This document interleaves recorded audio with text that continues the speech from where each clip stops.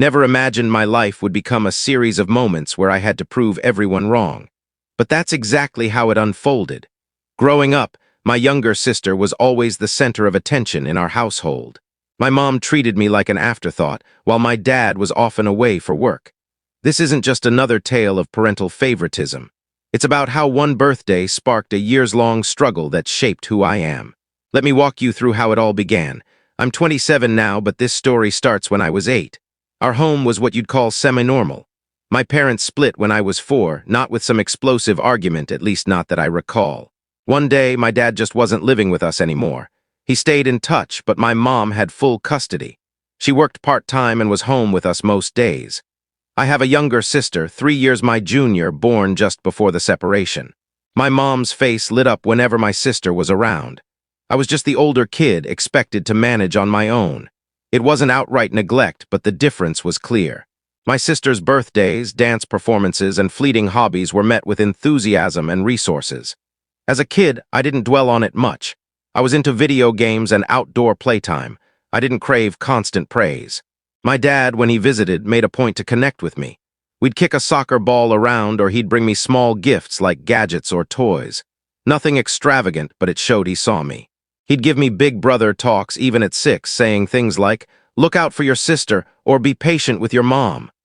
My mom's behavior wasn't harsh back then, just distracted. If my sister wanted dance classes, she got them. If I asked for a sports camp, it was usually too costly, or "We'll see." I didn't label it favoritism, it was just how things were. Kids accept their reality as normal. By 8, my friends were my world. We lived in a decent area, and I'd hang out with neighborhood kids or school buddies, playing tag, biking, or trading Pokémon cards. That year, my birthday felt like a big deal, not because I wanted a grand celebration, but because it was my day. My dad asked what I wanted, and I mentioned a new bike or a cool game. He said he'd figure something out. My mom promised to organize the party, saying it'd be special. She even asked about my favorite cake, chocolate with blue frosting. She jotted it down, acting invested. I invited 6 or 7 friends, expecting a small, fun gathering on a Saturday. Everything seemed fine. My mom wasn't acting odd, and my sister was busy with her dolls and horse toys. I figured it'd be a standard birthday. A few days before, I overheard my mom on the phone with my aunt, mentioning making the day special for both kids. I didn't think much of it. Maybe my sister would just tag along, which was normal as the older sibling. The night before, I was excited. My dad called to wish me happy birthday and hinted at dropping by with a surprise. I wondered what it could be. My mom seemed preoccupied, but I assumed it was party planning. The morning of my birthday, I woke up buzzing. My mom told me to dress nicely since guests were coming. I wanted my favorite robot t-shirt, but she insisted on a button-up shirt. It felt formal, but I went along with it. By noon, I was outside waiting for my friends. Instead, a small horse trailer rolled into the driveway. A woman stepped out with a pony. My mom came out beaming, fussing over it. I thought, cool, but why? I wasn't into horses. My sister, though, was ecstatic, bouncing with joy. Then a few girls her age showed up, dressed like princesses. I kept waiting for my friends, but they didn't come. More little girls arrived. My sister reappeared in a sparkly Cinderella dress. The yard was decked out in pink and purple decorations. Something felt wrong. I stood there in my stiff shirt, watching more kids arrive, all carrying gift bags and balloons, some even wearing tiaras. They all went straight to my sister. My mom greeted each one like it was a royal event, barely glancing at me except to say, "Move, the pony needs space." I waited, thinking my friends might show up later. Noon became 12:30. The yard had pink streamers, princess-themed plates, and a banner proclaiming our little princess. My name was nowhere. The cake, pastel with edible flowers, not a hint of blue. I quietly asked my mom, "Where are my friends?" She brushed it off. "They couldn't come, but you should be happy we're celebrating as a family." Then she told me to be polite and not spoil things. I was 8, what could I say? I sat on the porch steps, watching. The pony ride started. My sister was over the moon, circling the yard as everyone cheered. Every kid got a turn. No one asked me if I wanted one. I must have looked upset because one mom asked, "Aren't you riding?" Before I could respond, my mom cut in, "Oh, he's too old for that." The gifts came next, all princess toys, dolls, or horse figurines for my sister. My mom snapped photos as my sister opened them. The only thing with my name was a small package from my dad, sent earlier. My mom set it aside, unopened. I went inside, sat in my room, and stared at the wall, a mix of anger and shame washing over me. Laughter and music drifted in from outside. No one checked on me, not even my sister. Around 3 p.m., my dad arrived. Hearing his voice was a relief. I came downstairs, and he immediately asked why I wasn't outside. I didn't answer. He stepped into the yard, saw the pink decorations, the pony, the little girls, and his expression shifted. "Whose party is this?" he asked. My mom said, "It's for both of them. They're sharing." He looked at my sister, opening another gift, then at me. "Doesn't look like sharing," he said. He pulled me aside and asked, "Did your friends come? Did you get any gifts?" I shook my head. He didn't speak for a moment, then went to his car and returned with a big box. Right there in the pink-decked yard, he handed me a brand new bike, the one I'd been eyeing for months. My mom frowned and said, "Really? He doesn't need that now, you're just indulging him." My dad shot back, "It's his birthday." That moment felt like a line being drawn. My mom went silent, then started clearing plates, visibly irritated. I rode the bike a few times in the driveway, but the day didn't feel right. By late afternoon, the pony left and the guests trickled out. My sister sat with her pile of gifts, glowing. My mom hugged her, saying, "What a wonderful day." She said nothing to me. My dad stayed. In the living room, he asked what happened. I admitted I'd invited friends, but my mom never called them. The party was for my sister. He said, "I'm sorry, that shouldn't have happened." My mom overheard and got defensive. "They're kids, it's just a party. He needs to learn to share. She's younger and needs more attention." They argued, my dad keeping his voice steady but firm. "You don't do this to a kid on his birthday," he said. "I won't let this happen again." Their fight grew heated. I caught fragments from upstairs, my mom accusing my dad of showing off, him saying she only cared about my sister. When he left, he hugged me and said, "We'll talk soon, keep that bike safe." That night, I opened his small package, a handheld game. It was the only thing with my name on it. I sat in my room, looking at the bike outside, my sister's gift stacked downstairs. My mom didn't say goodnight. That birthday changed something in me. I stopped expecting anything from her. Months later, my dad's work took him overseas for a long contract. By 9, I felt his absence keenly. The house became my mom's domain, and she ruled it. My sister could do no wrong, while my mom poured her energy into my sister's hobbies, ballet, piano, writing lessons. Weekends revolved around her events. I was often tasked with carrying bags or taking photos. School became my refuge. My friends were my escape, though even there I felt the gap. My mom skipped my school events but never missed my sister's. Teachers noticed. One asked if my mom was coming to a parent night. I just shrugged.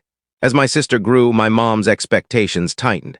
She pushed her harder, more lessons, more pressure to be perfect. My sister seemed stressed but didn't resist. At 15, I had my first real clash with my mom. I'd been saving for a used laptop since we only had one at home, mostly used by her and my sister. When I mentioned it, she snapped, "Why do you need that? It's always about what you want." That stung because it felt like nothing was ever about me. My dad called occasionally, asking about school and friends. I kept things vague, not wanting to sound like I was whining. He'd send money for birthdays or holidays, but my mom controlled it, saying it was for important things, usually bills or my sister's needs. At 16, my dad visited briefly. Over lunch, I shared a bit about home. He listened quietly. Before leaving, he slipped me $200 with a note. "For your dreams, don't tell your mom." That money became my lifeline. I used it for books, school supplies, and fixing up an old bike. I kept it secret. I started working weekends at a grocery store, bagging and stocking shelves. It wasn't much, but it gave me independence. I hid my earnings. My sister wasn't cruel. She'd joke with me or we'd watch TV together. But there was always a divide, not her fault or mine, just the way our home worked. By 17, I was plotting my exit, college, a job, anything to get out. My dad's calls fueled my drive. He believed I could do more. My mom, though, saw my ambition as a burden, always talking about responsibility but never my goals. Senior year, I focused on scholarships, knowing I couldn't afford college otherwise. I spent hours in the library applying, keeping it quiet from my mom. She'd make snide remarks about staying local or how college was too expensive. She found out one night when she saw my application forms. "Out of state," she yelled. "Who said you could do that? We can't afford it." I explained I was chasing scholarships. She scoffed, "Those are for kids with perfect grades or sob stories. Who's going to help your sister if you leave? You're selfish." That word, selfish, cut deep. I said I wanted a future, not to be stuck. She shot back, "Stuck? You think you're too good for us." Then she said, "You're not going anywhere. You'll fail and come crawling back." After that, she watched me closely, opening my mail, answering my calls, even telling a family friend I was getting too big for my boots. My dad stepped in, offering to cover application fees and giving advice. I kept pushing, writing essays and submitting forms. My sister noticed but didn't pry. My mom kept piling on chores as if to keep me in line. The breaking point came a month before graduation. I got waitlisted for a good school with a scholarship interview. I left the email printout on my desk, a mistake. That night my mom confronted me with it. "What's this? Do you know how much it costs to live alone?" "You'll fail." I said it was my choice, that I'd be 18 soon. She shouted, "Not under my roof. If you want to ruin your life, do it elsewhere." The argument escalated. She called me ungrateful, said I didn't care about the family, and dragged up every grievance. How she raised me alone, how my dad was never around, how I wasn't warm like my sister. I finally said, "Maybe if you'd listened, you'd know I've been trying. You never cared about what I wanted." The room went silent. My sister, who'd overheard, just stood there. My mom sent me to my room. Things grew colder. She barely spoke to me except about chores. I kept applying, facing rejections, but refusing to give up. Staying felt worse than failing. I saved every penny from work, keeping a backpack ready. On my 18th birthday, after another scholarship fell through, I decided to leave. I packed clothes, my used laptop, and my savings. While my mom was out, I walked away. I took a bus to a city 4 hours away, hoping a bigger place meant more opportunities. The ride was quiet, my head full of plans, find a room, get a job. But reality hit fast. At a cafe, someone stole my backpack while I was in the bathroom. Everything, money, laptop, clothes, gone. I had $20 left from buying a snack. The first night, I stayed at the bus station, barely sleeping. The second, I found a corner behind a closed shop. The third, I slept on a park bench near a light pole.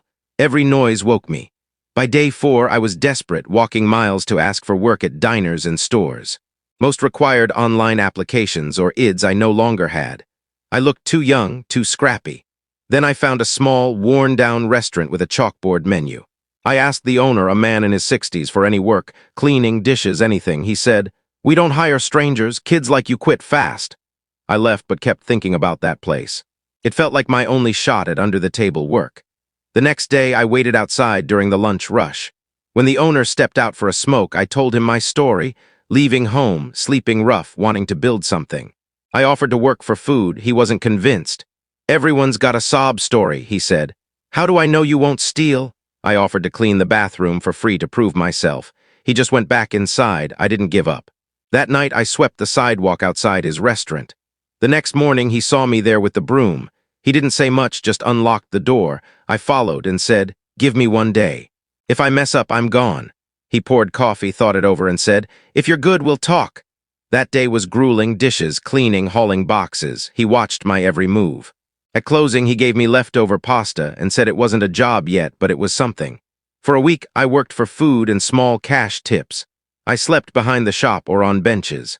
After a few days, he asked my name and age. By the second week, he offered a cot in a tiny upstairs room. It was basic, but to me, it was everything. I finally slept without fear. 6 months into working there, my dad called. He was back in the country and wanted to visit. I hadn't told anyone where I was, so I dodged, saying I was busy with work. He pressed, "Work? Where?" I promised to explain later. 2 weeks later, he went to my mom's house, expecting to find me. When he learned I'd left after graduation, he was furious. My sister later told me how it went down. My mom brushed it off, saying I was dramatic and wanted to leave. My dad snapped, "He's my son. How did you let him walk out?" My mom countered, "He's stubborn like you. Always chasing unrealistic dreams." The argument escalated. My dad accused her of favoring my sister, neglecting me. My mom said she gave me a home and food. What more did I want? My sister, surprising everyone, spoke up. "You were harder on him, I saw it." My mom dismissed her, but my dad kept pushing, demanding to know why no one looked for me. My mom said, "He's 18. He wanted to be grown." My dad vowed to find me and told her not to contact him unless it was about us kids. He called me the next day, his voice heavy. I told him I was working at a restaurant, living upstairs. He said, "Stay there, I'm coming." 2 days later, he walked into the restaurant. I was washing dishes when the owner said someone was here for me. My dad looked older, tired, but his smile was warm. He hugged me and asked, "Why didn't you tell me?" I said I didn't want to burden him. He listened as I told him everything, losing my bag, sleeping rough, getting the job. He thanked the owner, who said he earned it. He's stubborn but works hard. My dad laughed. He gets that from me. That night we walked and talked. He asked if I'd live with him. He'd rented a small place. I hesitated but agreed. I thanked the owner who said, "Don't waste this chance." At my dad's, life felt different. His apartment was tiny, but it felt like home. He treated me like I mattered, asking about my goals without judgment. He helped me replace my stolen ID and opened a savings account with me, urging me to save even small amounts. I kept working weekends at the restaurant while my dad pushed me toward college. He found programs to help with applications, covered fees, and drove me to interviews. When I got accepted to a small college, he grinned like it was his victory. By fall, I had enough aid to start. On dorm move-in day, he said, "Call me if you need me, I'll be there." College was tough, but I managed part-time jobs, studying hard, staying close to my dad. My sister started texting, small messages at first, then more. She visited once, admitting, "Mom was too hard on you. I see it now. She's hard on me too." I didn't gloat, just said it was tough. My mom called during my second year, leaving a voicemail about missing me and wanting to meet. I was cautious, talking it over with my dad. He said it was my choice, but to remember how she treated me. I replied briefly, keeping my distance. Over time, the dynamic shifted. My sister said my mom leaned harder on her after I left, turning praise into pressure. They fought often, and my sister moved out at 19. At my graduation, my dad cheered loudly, and the restaurant owner showed up too. My sister sent a proud message. My mom didn't come. After college, I landed an internship that became a job. It wasn't big money, but it was mine. My dad loved hearing about it, saying, "You just needed someone to believe in you." A year into my job, my mom called again, softer this time, asking to meet. I agreed to coffee but kept it brief. She talked mostly about her struggles. I listened, nodded, and left. I didn't need her validation anymore. When my niece was born, my sister promised she'd know me. That meant a lot. I think back to that birthday at 8. The pony, the pink streamers, me on the steps, invisible. It's not pain now, just a marker of where I began. Today, I have my own place, talk to my dad daily, and see my sister and niece. My mom sends occasional cards, but I keep things polite, distant. She's alone in the house she once ruled. My sister built her life, and I built mine. I know what I want and what I won't accept. That kid no one celebrated. He's got something better than a party now, a life he chose.